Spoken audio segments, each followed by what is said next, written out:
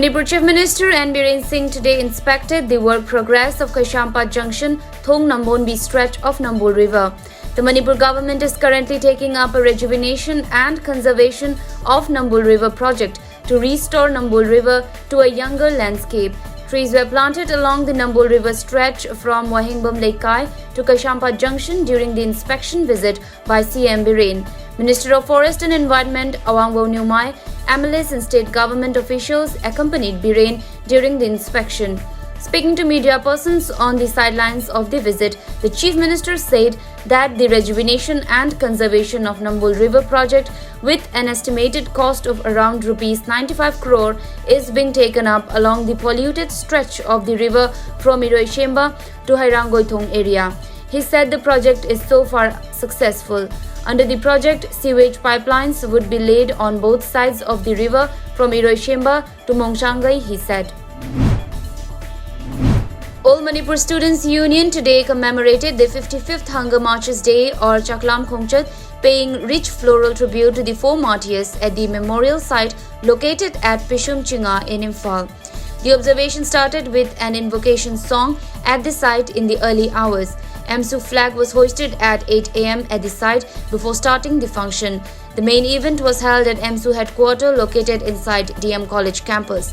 The program was downsized due to COVID-19 pandemic, yet it was organized in a not-able way following COVID-19 guidelines and SOPs issued by the WHO and the Health Department. Unlike previous years, rally to mark the event was cancelled due to the COVID-19 pandemic and lockdown.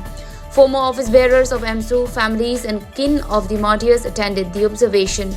It may be mentioned that Hunger Marches Day is observed every year, commemorating the event wherein 4 people lost lives to police firing during a mass protest of August 27, 1965 against artificial famine in Manipur.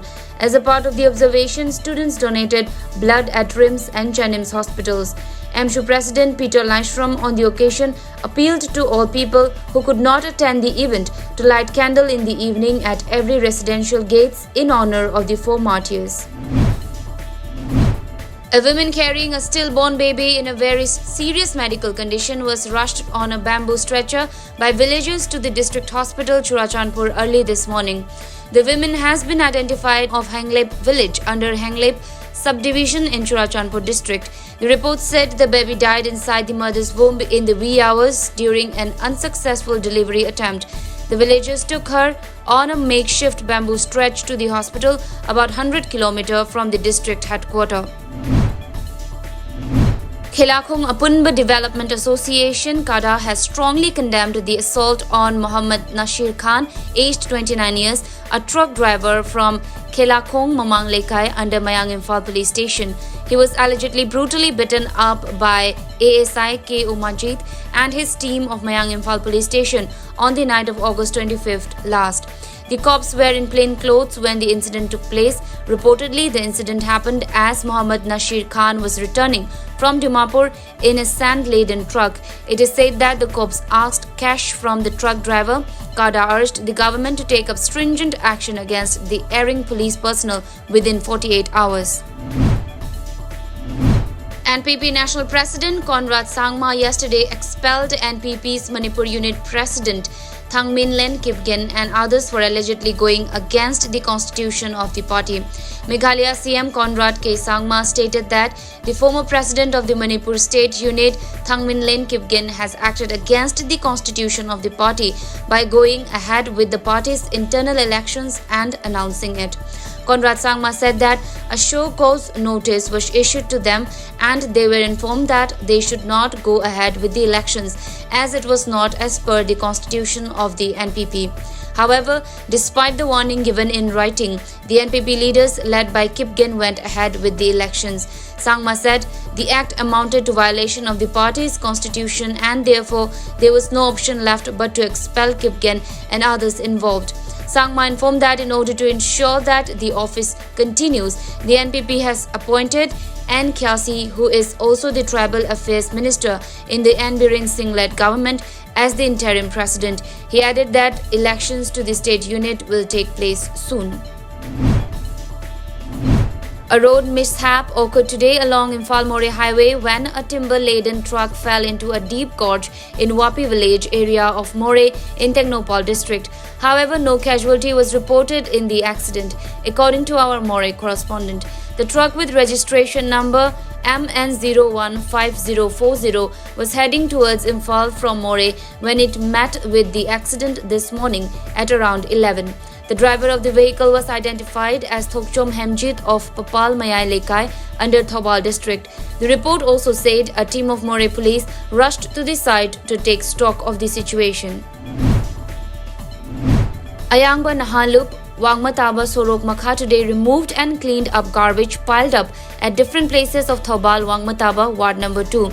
According to our Thobal correspondent, ANL took up the initiative after Thobal Municipal Council failed to collect the waste due to the ongoing COVID-19 lockdown.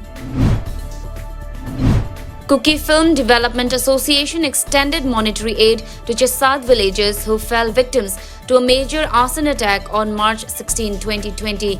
Actors and filmmakers of the association handed over the financial assistance to the Chasad Relief Committee President Kamthang Hauke. Bhubon Technical and Skill Development BTSD Private Limited Chairman Naurem Nabachandra today provided face masks, hand sanitizers and monetary assistance to the volunteers who carried out a cleanliness drive at Kakching Irummapal Pareng. The cleanliness drive was organized by Kakching Irummapal Pareng Development Committee and Sunrise Development Club. Naurem Nabachandra at the event highlighted on the importance of maintaining cleanliness during the COVID-19 pandemic. Moirang Assembly Constituency MLA P. Sarachandra provided rations to the people of Sunusifai Awang Ward number 5 and Tronglaubi Ward number 6 of Moirang constituency. The items were handed over to the volunteers of Sunisifai Task Force Committee against COVID-19 and Moirang Kendra COVID-19 Task Force Committee.